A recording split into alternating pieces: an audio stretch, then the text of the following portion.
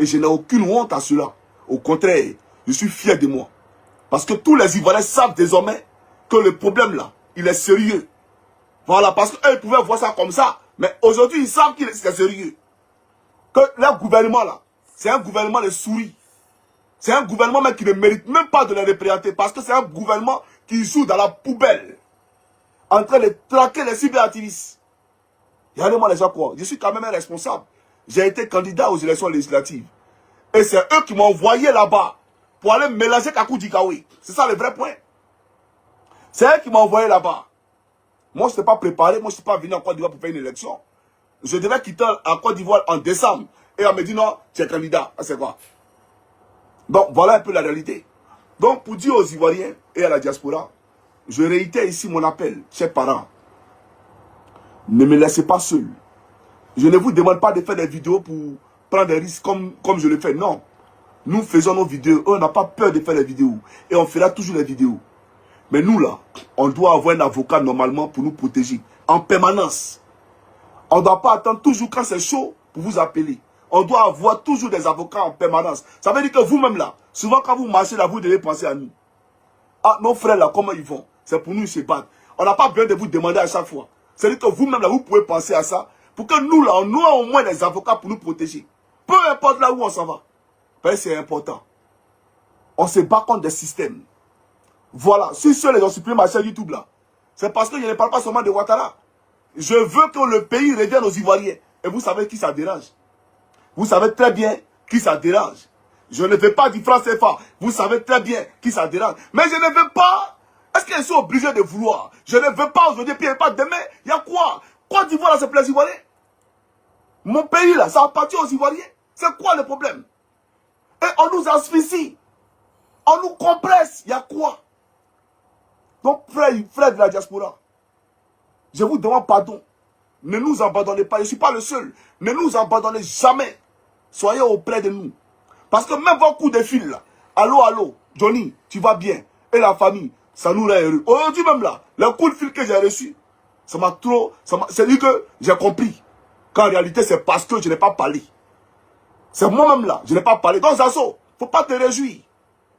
Tu te réjouis. Moi, mes frères ivoiriens, ils sont prêts pour moi. C'est moi qui te dis ça. Non, Gbagbo n'est pas prêt pour lui. Mais j'ai dit ici que Soro Diop m'a appelé.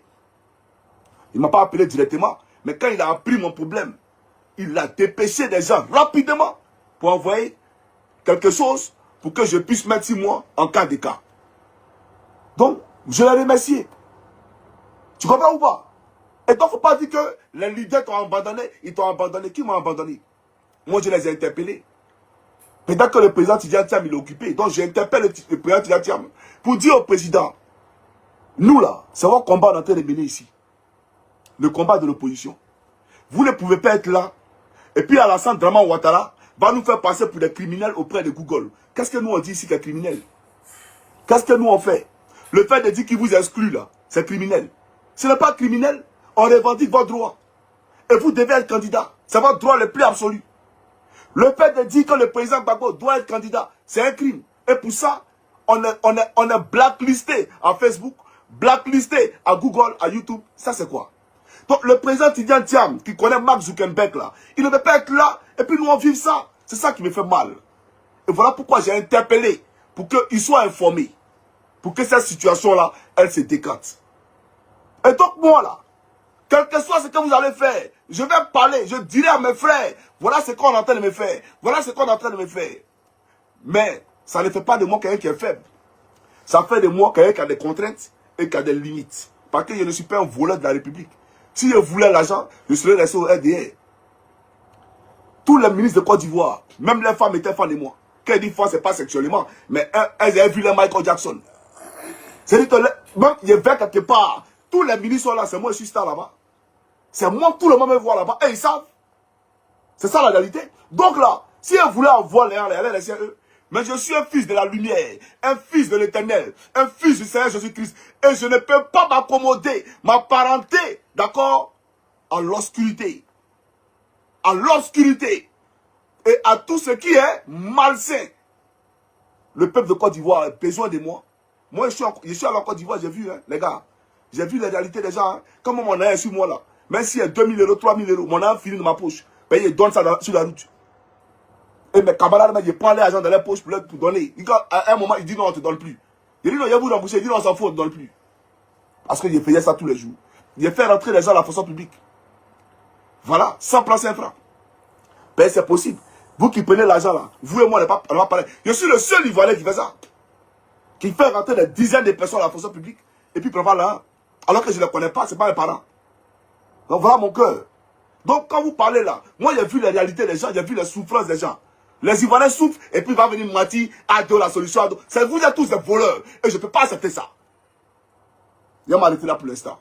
Ça c'est la présentation de la page. Que Dieu bénisse la Côte d'Ivoire sauf Draman. Chers amis africains pour la Côte d'Ivoire. Je vous dis merci et on se dit à très bientôt pour une prochaine vidéo.